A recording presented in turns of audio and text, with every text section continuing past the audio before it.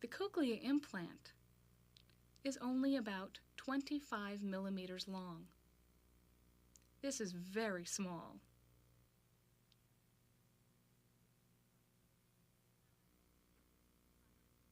Now the cochlea, which is the size of a pea, has in it only 8 millimeters of the electrode.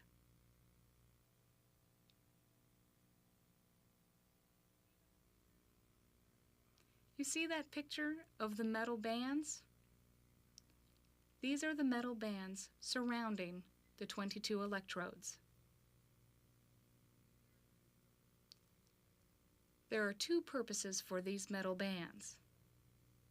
As I explained before, this is like a cable, and the bands prevent the cable from jumbling and breaking or fraying.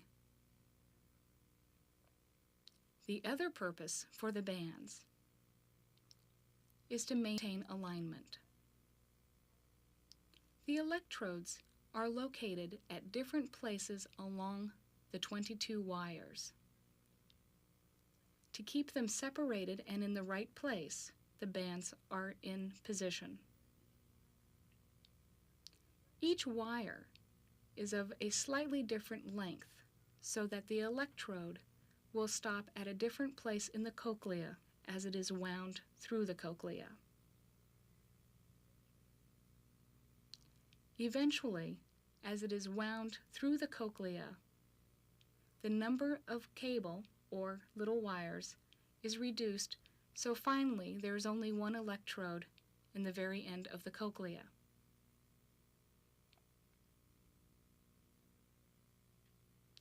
These electrodes are placed underneath auditory nerve fibers.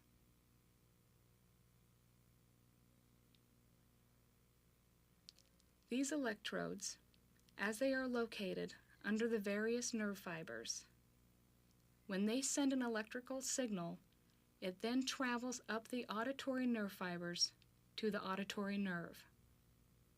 And this occurs throughout the cochlea.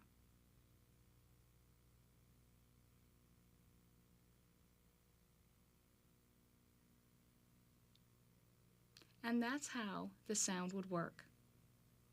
This is very good for people who spent their lives as hearing people and then lost their hearing profoundly.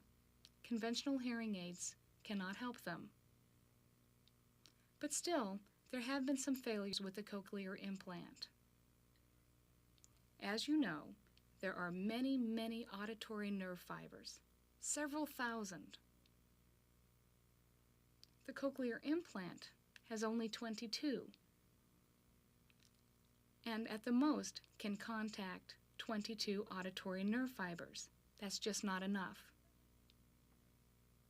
The second reason for failure is that here we have a variety of auditory nerve fibers, some of which may be damaged. The others may be fine. But an electrode may be placed underneath a damaged auditory nerve fiber, and even though it emits an electrical signal, nothing will travel up that fiber. The doctors don't know which fibers are functioning and which are not. Thus, it is a gamble. And that is why it is a gamble. People who have had successful cochlear implants experience the different frequencies just as an eye, if it had been artificially implanted, would perceive the world in an artificial manner. This is an example of what something might look like.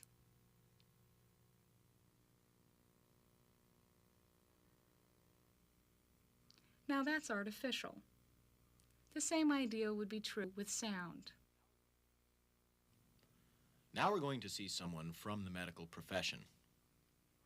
First, Dr. Howard House, who's from the House Ear Institute in Los Angeles, California, and then Dr. Margaret Thielmeyer, who is herself an audiologist. the patients describe the sound as like a radio that isn't quite tuned in. They can hear intensities of sound. They can hear the timing of the sound, and this helps them a great deal with lip reading and with being able to follow along in conversations. It also helps a great deal with background sounds. For example, you can hear the automobile motor running. You can hear whether or not the disposal is on, and if so, turn it off appropriately. You can hear the doorbell. You can hear the phone bell. You can pick up the phone and know whether there's a dial tone or whether it's busy. Only used with patients who are totally hearing impaired. In other words, they can't hear very much sound even with the most powerful hearing aids. The implant would allow them to detect the sounds around them, hear the environmental sounds, people calling, dogs barking, telephones ringing, doorbells, those kinds of sounds, but they're not able to understand speech. The deaf community at large are not sure about the feasibility of the cochlear implants. They're not really sure about the benefits. Do they get their hearing back again? That's questionable. The resistance is similar in parallel to quite a while ago when there was a first establishment of television. The proliferation was very slow. People resisted buying televisions because the picture was unclear, there were a lot of lines on the screen, and they wouldn't buy them at that time. This is a similar parallel situation to the cochlear implant. The deaf community really question and as a whole have not accepted it. So there's been an ad hoc committee set up by the Greater Los Angeles Council on Deafness, which is here in Los Angeles and is abbreviated GLAD, GLAD. They established an ad hoc committee to study the entire question related to the cochlear implant. And they're looking at the applications, the whys and wherefores of the deaf community's feelings, and they've studied it for 18 months continuously. And they've come together on a panel to discuss the entire issue. 3 years ago, deaf people began to notice more and more implants taking place and became concerned about the implications for the future in relation to the implants. Now, we knew that the people conducting the implants had 3 levels they had to follow, starting with new medical technology. The first was the experimental. They would do one procedure. If it was safe, go on to the next. The next level, the investigative procedure, would be good for, say, 100 people. Now, only those people, meaning the final level, if all of those were okay, it would be approved to be used worldwide. Now, deaf people began to wonder, is there really a benefit? It was doubtful. Now, and deaf people would want to get together to discuss what we knew about that. We could have been emotional about it, but we wanted to be intellectual and analyze the issues and see what they really meant. We, the people of the ad hoc committee, were likely candidates for the implant. We would be the possible patients, for example. And we wanted to begin with what little knowledge that we had and to do some reading and to take in the media information to educate ourselves and find out how hard it would be to learn about the subject. We wanted to be like the general public in learning about the subject. And as Larry said, this took 18 months of work, and we talked with a lot of people, people who received the implant, audiologists, doctors. We even met with people at one implant clinic. And we had a lot of discussion among ourselves. We asked ourselves hard questions about how we felt about the implant.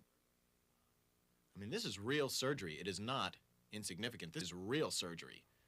And the doctors even call it major surgery. It goes into the head, through the mastoid, and so it's not simple. It cuts through nerves, through bones. It's not a routine process. And there's children involved. And the researchers and doctors can't agree on what's the best way to do it. They can't agree on the device itself. Some like one and some like another. So they can't agree on whether there should be children involved or not. And if they can't agree, if the doctors can't agree, then why should we proceed on children? That topic, has really long-term implications. The media. It's now deaf people and their image. That's really important. That's an area where there's, well, an impact. We feel it's important that we take a clear and definite stand on the issues and have a balance. It's a battle of information, really. The information is overwhelming, and we have to match it so the world can see both sides and appreciate our lifestyle. It's not like we're wandering around helpless. That's not how we want to be viewed. The GLAD Ad Hoc Committee also discovered that there were some media distortions. We're concerned with the medical people, too. We look, like they'll say, oh, we have very strict procedures for evaluating patients and steps we must follow. We say, oh, really? But do you really understand deaf people? I doubt it. That's meaning, do they have all of the information in front of them for a full understanding? And that's our concern. If they understand the issues, then maybe they could have a more realistic analysis. Now, maybe that would also influence the media. Like in a meeting we'd be having with them, and we'd raise the media issue, and they'd say, well, we're not responsible in controlling the media. They take care of themselves, meaning shirking that responsibility for, well, the image of deaf people becomes distorted through that lack of responsibility.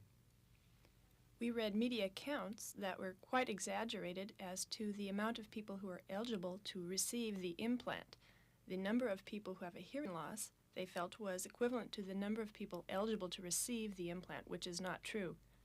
The number of people eligible to receive the implant is a small proportion of people who are hearing impaired.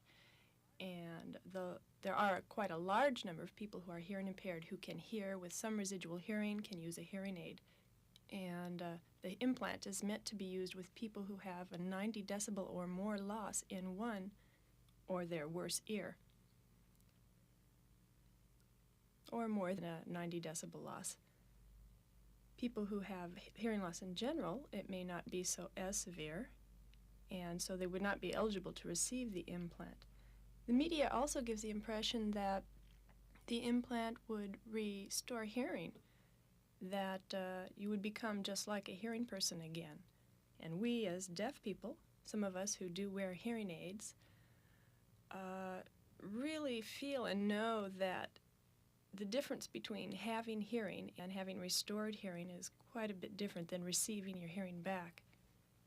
And the third is that the media also is trying to confront issues that we don't feel are really pertinent to the question of the cochlear implant. For example, the media has discussed the issue of whether deaf people want to hear.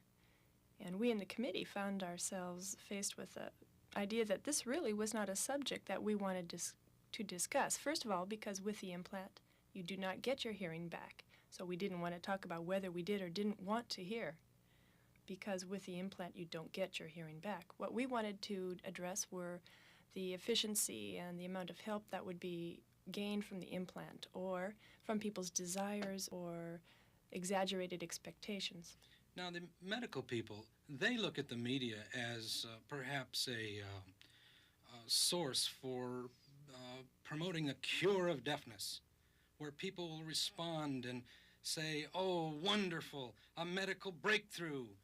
And, it's, well, I look at it and say, I see a deaf person here who gets an implant, they're still deaf afterwards.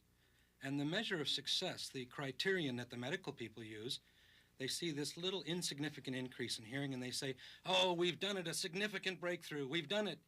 And I see that little insignificant increase as nothing. It must be much higher. We're spending all that money for that. It isn't worth it. We're all aware that how a person's happiness depends on so many factors, so many psychological, economic, and social factors. The things that are beyond your control, and this implant does not change them. It may change some things in your environment, may change how people respond to you, how they socialize with you, but still, inside, you're the same person. And if they put you in a hospital and do surgery and implant you, tomorrow morning you're still that same person. Or maybe not. Maybe you're someone else. But is that person happy? That's the